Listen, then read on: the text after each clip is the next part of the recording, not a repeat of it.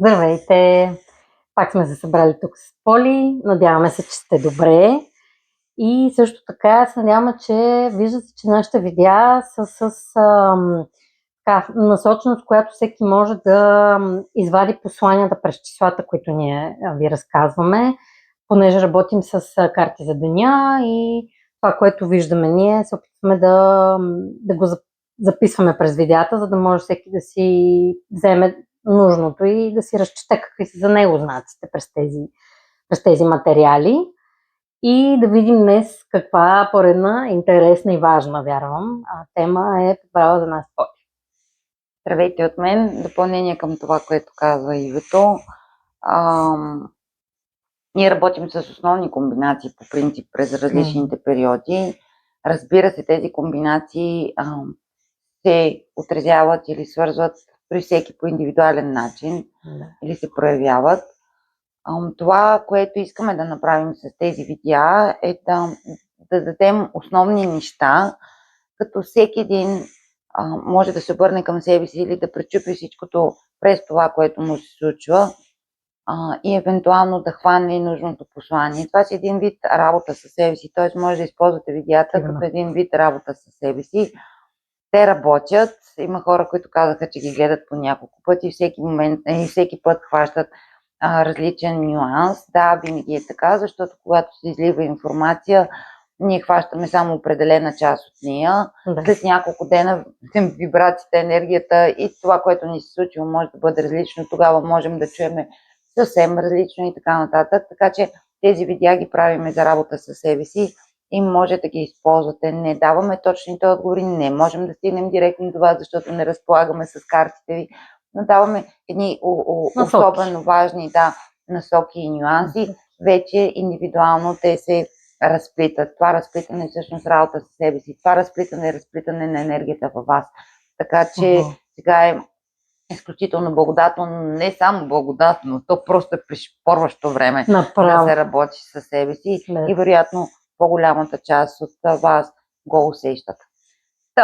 Днес съм решила да посъбудим нашето съзнание в една друга посока. Също тема, главно в шестицата на годината. И това е темата за насилието. Така. Основна и важна насилието се свърза с шестицата, като тук говорим за всички видове насилие. Като цяло в комбинация 2 и 6, много така елементарно прочетено, носи анонса за насилена жена. Насилени жени, да кажем. Но и по тази причина, особено хора, които работят с 26, те носят, но и тази година за всички. Ще има такива програми, ще се вадат. Като вибрация за всички ни, има отключване и на родови програми. Тоест, когато нещо ни се случва, то може да има и корен назад в рода. Може да си бъде и отработване на собствено минало. Тоест нещо, което сте правили в минал живот, сега да изплащате. Да, най-елементарно казвам. Най-елементарно. Да. Обаче аз не мога да разглеждам нещата само в тази посока. Защо? Защото за да имаме насилник, имаме среда, в която той е израснал. И влияние, което е попил. Така че за мен не бива да делим на мъже и на жени в случая, а по-скоро да разгледаме насилието като взаимоотношение или насилието в взаимоотношенията. Ще погледнем много щриховано, защото това е тема от ресора на психолозите по-скоро. Просто ще маркираме основни неща, които числата издават, които са възможни и вероятни. Или чрез някои неща може да си обясните случило ли се в миналото или определило по някакъв начин поведението Реакции, да, реакциите. към сегашното. Да. Да.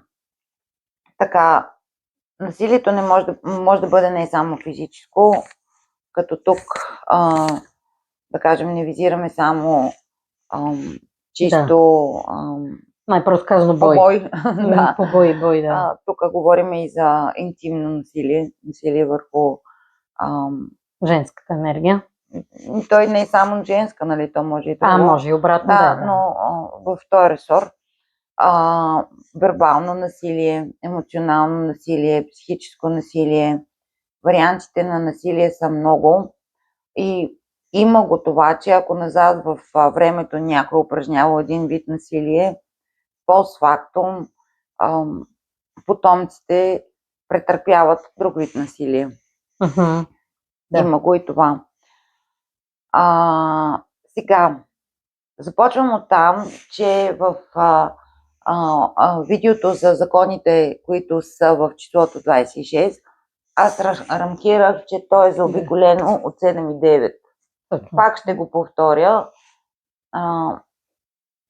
2025 година, 25 като съставно е 7, годината беше под вибрацията на девятката, а 2027 година имаме седмица в съставното и със самото съставно е девятка. Тоест аз съм впечатлена и категорично обръщам внимание, че 7 и 9 се повтарят около това 26. За мен това нещо има значение.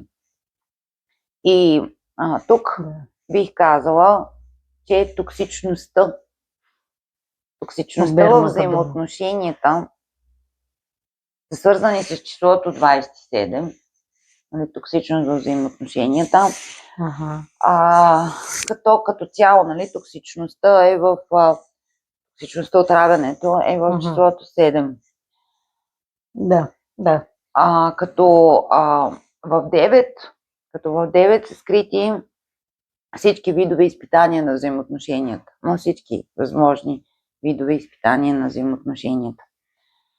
Същевременно това са две числа, които съдържат най-вече силните ни страхове, всички видове страхове, нюансите на страховете ни и провокациите ни, през които влизаме, редим и по-слабо приключваме взаимоотношения. И ако в 7 е илюзията, в 9 е спасителя. Така. Или кой ще ме спаси също. И ако в 7 е измамата, в 9 е агресора. Самоилюзията и самоизмамата могат да скрият реалната картинка. И тук това е най-голямата опасност и на това поле, което отваря широко врата за насилника. Така, без граници и без наблюдение можем да се окажем в доста трудна за измъкване ситуация. Като заклещени. Да, но със сигурност имаме признаци в началото, които можем да наблюдаваме и на които можем да обърнем внимание. Обаче, това рядко се случва, особено когато играят 7-9. Да. Имахме скоро новолуние в Рак. Това е четвъртото подред новолуние, на което призмата е 22, а основното предизвикателство е 21. И никой не може да ме убеди, че такова нещо е случайно. Да не говорим, че 21 и 22 са числа, които са един вид приключване и започване на нов етап. Това е с 21. 22 казваш, ще продължиш ли по грешния начин или ще тръгнеш по нов път.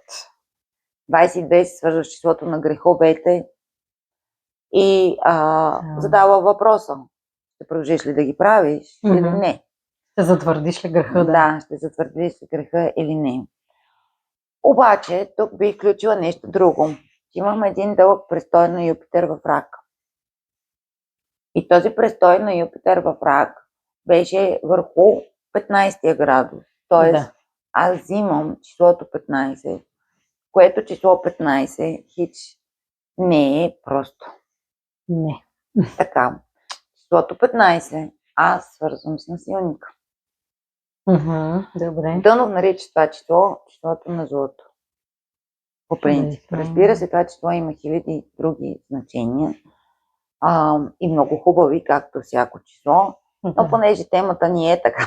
Малко повече. Да, затова ще го гледаме сега. План, да. Ще го гледаме сега в тази посока.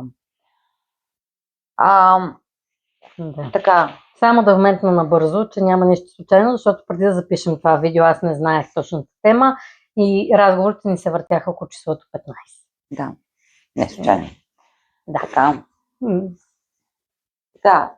Защо го слагам като толкова важна тема? Защото дори нали, да не се случва сега в действителността ви,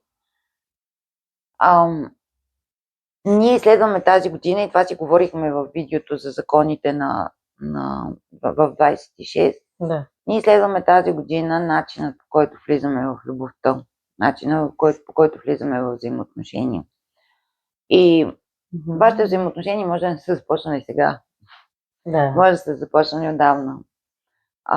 Въпросът е, че човек, за да бъде мъдър, той трябва да има първо знание и второ да бъде осъзнат, по-осъзнат. Да. Така че за това обръщаме такова внимание на темата, защото все пак някъде около вас може да видите проявление, което в момента да ви сръчка нали, или да ви да даде отговори. Да. Продължавам с 7 и 9.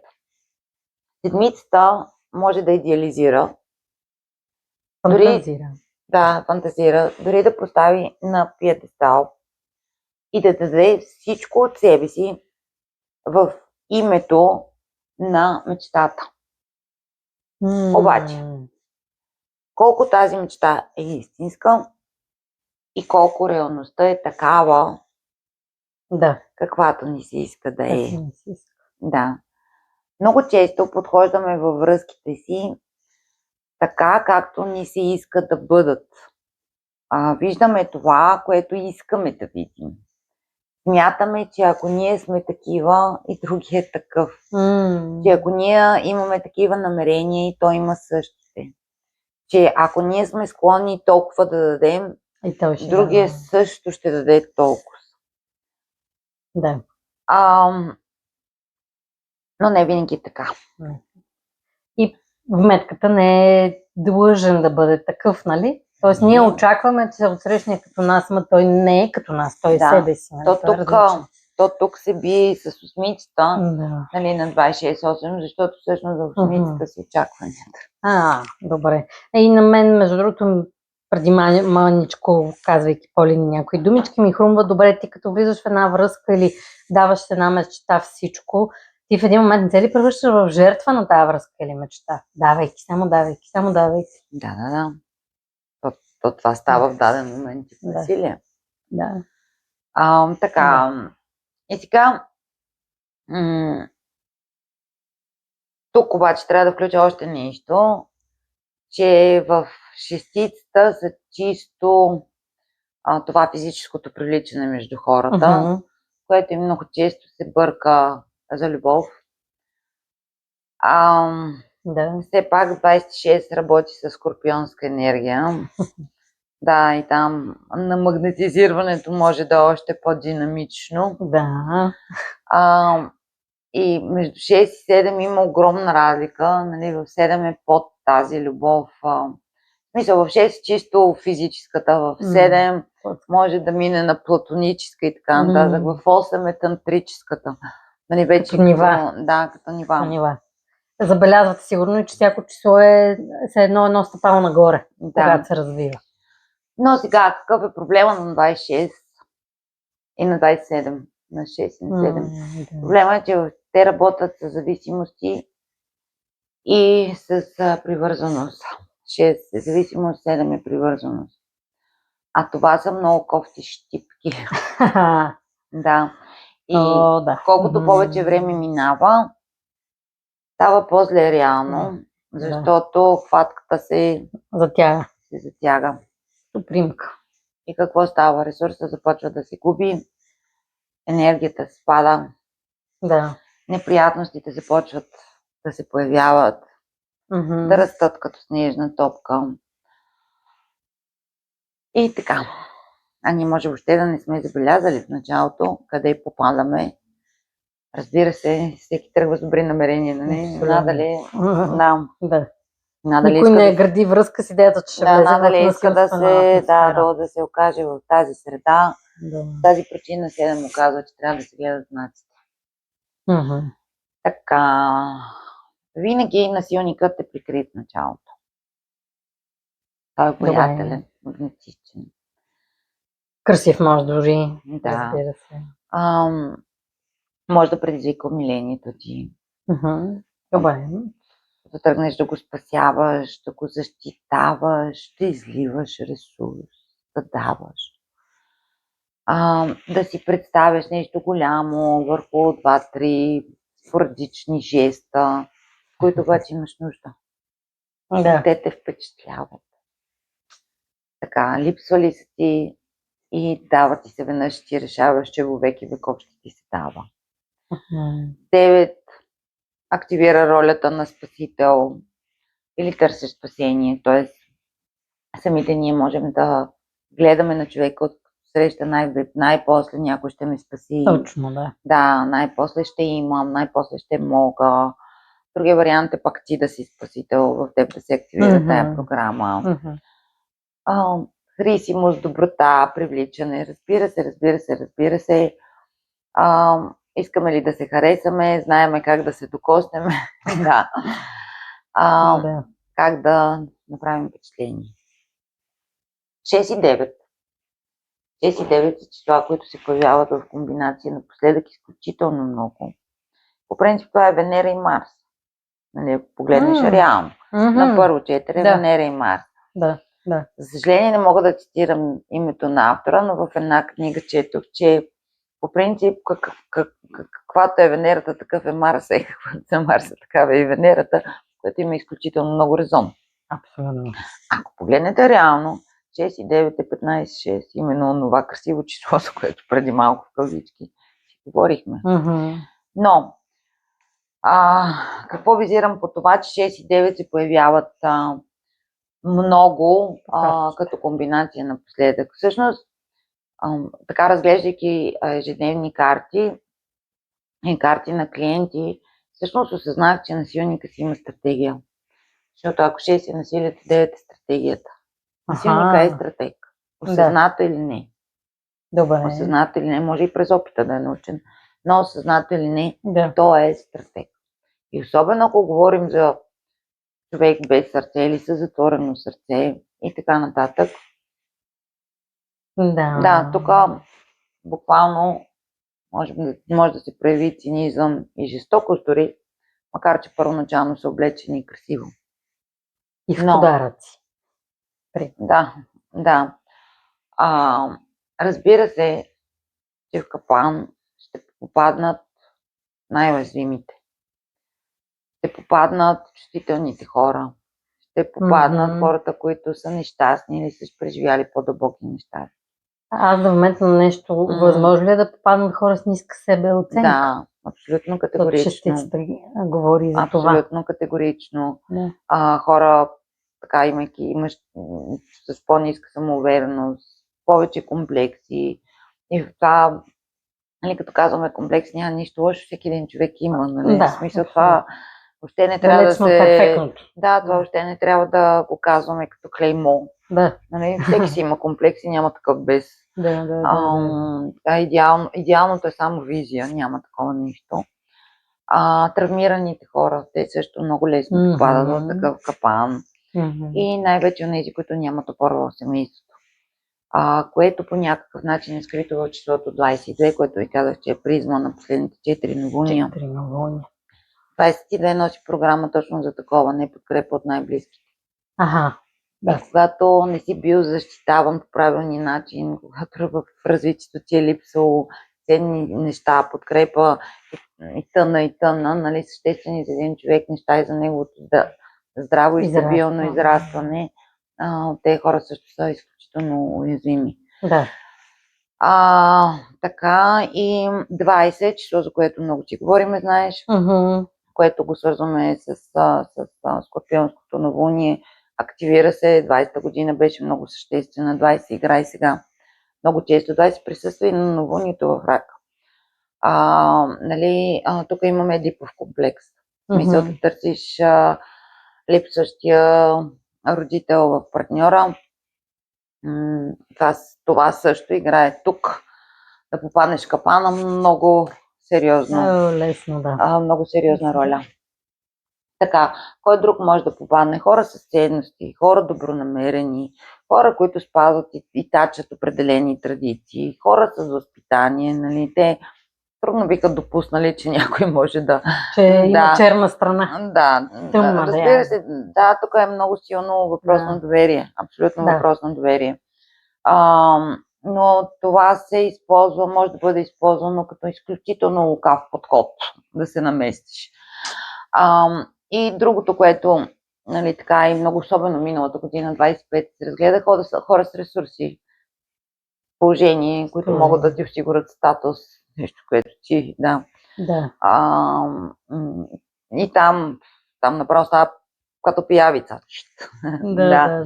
Муха на мед му викаме. Да, за мен те са даже най-атрактивната, най-дългосрочно атрактивната жертва. Да. Кои са уредията? Много са. Манипулацията на първо място. Манипулацията и лъжата. В смисъл, тук отварям голяма скоба. Този 9 годишен цикъл завършва с числото 34. 34 работи с манипулация и лъжа. Много сериозно. Да. Много сериозно. Точно число. Огън върху репутация. Да плюеш, да квалифицираш, тази огън върху репутация. Или пък държиш някой с някой факт. Че ще злепоставиш репутацията му. Бързия брак, бързото раждане на дете, за да заключиш човека от среща. Да, вина и обвинение. Голяма тема. В момента вина и обвинение, голяма тема. Грубост и после съжаление. Увиква, проявява грубост, после аз колко те обичам. Се свива, играе жертва. Да, то не играе жертва, просто наранил те, следващия момент започва, нали, да се извинява, да се оправдава и това като почне да се повтаря многократно, така. Да ви светка лампичката. Обсебеност и после не неглижиране. Всъщност той не се интересува от това какво ти чувстваш реално. Да. Така, присъствие после бягство. Хора, които си измислят причини да са се далеч, те не си продават свободата просто така. Нали, смисъл, може на приказки да казват, че лелеят за дом, за семейство, за сигурност, но всъщност ако погледнеш се ги нема. Да. Помпозна демонстрация на интелект, на знание, много обещания. Тук има и нещо много друго. То е много типично за енергийния вампиризъм, патологичната бъбривост и емоционална експресивност. Значи това е такова дърпане на енергия. Дет не спират да говорят.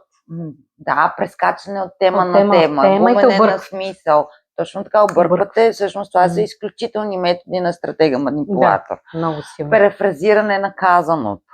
Да, добре. Всичко е в посока те да са прави. Нали? Няма чуваемост, няма толерантност. Има театри. Да. Нали? И така. Съвестна такава експресивност. Да. И тъна. И сега, какво още подтиква това да бъде една важна тема за тази година? Това е, че нарцисизмът и егоизмът са по числото 1. Вибрацията, под която стои годината. Да. И така. Ако числото 1 се свърже с числото 6, да, става 16. Или... Да, това е комбинация, която по принцип идва за да развие злото. Супер. 16. Да. Но 6 карва в роли. Ролите са за какво? Ролите са за да си играе спектакъл. Петицата. Улъвчето. колко му е да се представиш като перфектен щитицата, когато всъщност искаш да спечелиш нечие внимание. Ще се представиш естествено. Така, когато обаче едно се свържи с 5, т.е. или говорим за 15-ката, другите могат в даден момент да загубят тотално значение. Всъщност само да играят това, което се смя ония ден 24. Те са поддържащ персонал. Публика. Те са само второстепенните роли. Има значение само аз. Това каквото аз искам, това, което аз искам да постигнем. Реално няма нищо по-дълбоко. Не е взаимно. Реално. Това на мен да ми е добре, другите се оправят. Когато единицата срещне шестицата, тогава започват да се активират изисквания, претенции. Добри сме. Да. Понеже аз работя с това число, видяла съм, губи се естественост и красота на каквото и да било. Кажи си, ставало е в 5:30 да се оправя за работа, да е перфектно. Тук идеята е, че от срещния, тук говорим за взаимоотношения, ако срещния е насилник, той започва изисквания към те, претенции, поставя условия. Смисъл, когато единицата обаче срещне 7, тогава става нещо огромно. Защо? Защото в 7 е илюзията, 7 носи и емпатията. Добре. И тогава любовта може да се превърне в кощунство и в тотално опустошение. Да. Както ви казах, едно от видеята, 17 първо минава през 17 може да мине през падение и през много сериозно болезнено падане. За да се научи уроците и трансформира. Защото 17-8. Да. Буквално тук може да се окажеш на път към гилотината или минимум емоционално кастриран. Защото тук имаме по-финна психика и по-уязвима психика в 7. Добре, която при в една такава среда започва да става още по-натоварена. Натоварена. В 7 са пристрастяванията, зависимостта става още по-сериозна. В 7 са страховете. Страховете започват още повече да се активират. Тук е липсата на вяра в себе си в 7. Самооценката започва още повече да пада. Завладявате страха. И тук други методи. Всичко, което може да те спаси, се отрязва. Дали с думи, дали сега вижда го, че не постъпва по правилен начин. Въобще входът към тези, които могат да те подкрепят или да ти дадат истина, някакси се затваря. Средата започва да се свива, започва да се управлява. Добре. Нали? И ти всъщност някакси започваш да ставаш още по-сам и още по-зависим и още по-лесно умотаваш се. Тоест да кажем чисто в практичен план, говорим за връзка мъж и жена, този мъж, потенциалния насилник. Може и да е жена, смисъл, жените са... Да, може. Да не говорим, че според мен са много по-силни на тази тема, възможно е. Но аз си го представих така, че може би един, да кажем, потенциален мъж насилник, може дори абсолютно да изолира жената от нейната среда. Може да я вземе и направо да отиде в къща някъде далеч и да изолира. Да, може да изолира от семейството. Някакси се случва така, контактите се прекъсват, този е такъв, онзи е такъв, само аз. Определения. Стратегии. Тук идеята е, че средата като се свива, средата като ти се управлява, ти ставаш още по-беззащитен и още по-зависим и още повече започваш да пропадаш буквално в тези мрежи и схеми. Нервната система се изопва. Ако има и това емоционално пресиране, което е изключително изтичане на енергиен ресурс, буквално може да се разболееш. Буквално може да се разболееш в такава среда. продължаваш да си отхвърляне след отхвърляне нали, преживяваш. А, карате да се чувстваш малък, не можеш, не знаеш. Особено ако партньорът е взел ролята, си му дал ролята на родител. Нали? Да. Започва да се развива много силен контрол. Mm-hmm. Ресурсите са винаги в една посока. Така, в една посока. Много отявлено, ако искаш да видиш. Ресурсите отиват в една посока. Моето си е мое, имаш достъп само когато аз кажа, нали? Можеш да бъдеш само когато аз разреша. То не е казано, че е грубо. Понякога изключително финно, обаче все в даден момент ще стане грубо. Както и да е. Да. И в един момент можеш да кажеш, че само даваш, другия само си консумира. Неговото си е негово, твоето вече е разграбено, ти няма на кой да се опреш, смачкан си, сипан си. Кажи му, че това не е насилие. Нали? Да. Най-ясният знак, че има насилие е, че всичко се представя по изгоден на другия начин. Има еднопосочност. Да. Тук има еднопосочност. Буквално има еднопосочност. Това е малко като един вид в мрежите, докато вълка не може да говори, историята винаги ще я пише ловец. И малко така. Аз пък би го свързала с това да спиш за ръга си. Това също. Да, буквално. Но еднопосочността, нали, няма как, значи това според мен е една лампичка, която интуитивната нумерология ми помогна да ми светне. Няма как версията да е само една. Не може. Проблемът е, че ти спираш да чуваш всичко. Да. Ти просто входовете ти се затварят за истина. Да, един по един. Отнемат ти се дали сетива. Хората, които могат да те подкрепят и да те измъкнат, се игнорират по някакъв начин. Дали ти се дава, нали, какво да мислиш, какво да знаеш, дали си насочен. Ще казваш това. Ще мислиш така. То не е в буквалния случай, нали, но то се налага по някакъв начин. Налага, Нали, никога истината не може да бъде само една, за да слушаме такава. Но просто е фрапантно, че това е един процес, който може да се разгърне толкова бързо. Сериозно, нали, особено подадеш ли, не си ли тръгнеш на време, нещата могат да се разгърнат и после много трудно да се събереш. Изключително трудно да се събереш. Мисъл, и дали ще се събереш същия. Нали?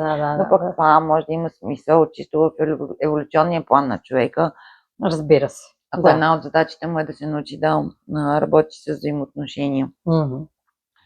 Но тук проблемът е, че нали, когато работят 2,6, те много често имат страх от конфликта. Те нямат желание да влизат в конфликт.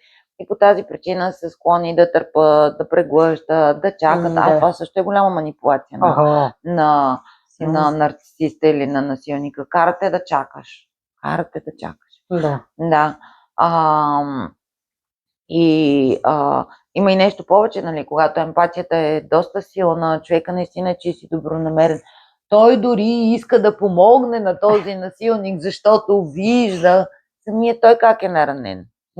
Наистина един човек, който той може да види, че поведението на другия е неадекватно или да кажем в кавички не е окей, защото самия той е наранен. Един по-емпатичен човек, нали, той го вижда това и всъщност наистина може да помогне, но кога он ще му разреши да помогне? Не, няма да му разреши да помогне и тук емпата се подхлъзва. И ролята на спасител, нали? Ролята на спасител още по-зле, защото накрая ти оставаш без ресурс. Абсолютно. Да, и може и въобще да не постигнеш. И не само, ти можеш в даден момент да вземеш бремето на другия и да му плащаш дълговете, а той тотално да се освободи от отговорност. Да.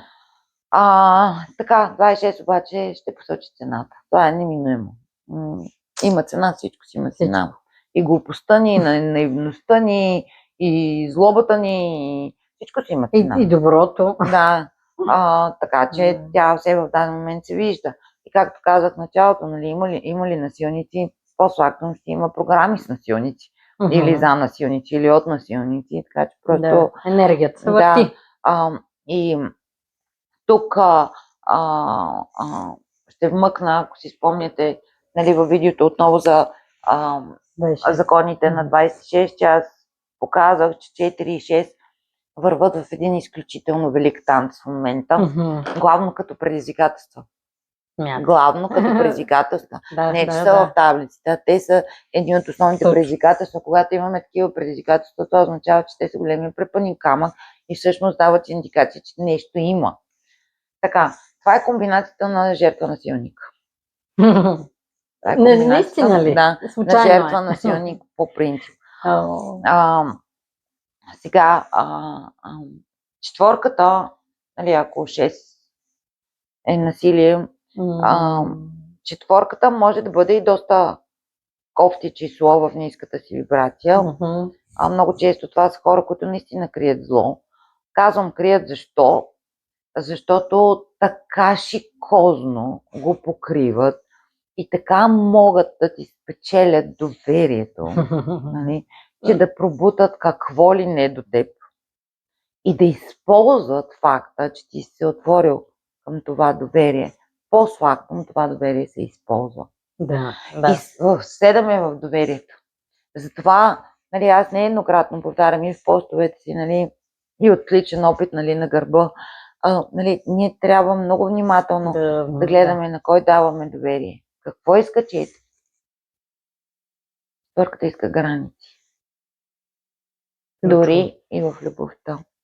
Четвърката иска граници. Кое е доброто? Нали? Кое трябва да направим? Кое е препоръчително? Първо да видим илюзиите си. Второ да можем да се отдръпнем настрани и на някакво ниво да ставаме наблюдатели. Не да бързаме. Не да влизаме без да сме видяли, да сме проучили. Има една, ама може да се лъжа, сръбска поговорка. Виж, майка ти ще разбереш каква е жена ти. Да. Идеята ми е, че е хубаво да наблюдаваме близкия кръг на човека. Хубаво е да виждаме средата му. Хубаво е да виждаме приятелите му. Хубаво е да виждаме интересите му.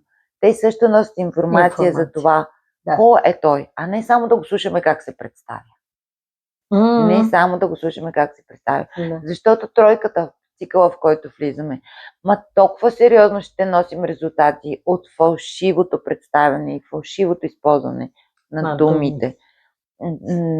Това е манипулацията, реално. Много велика. Да.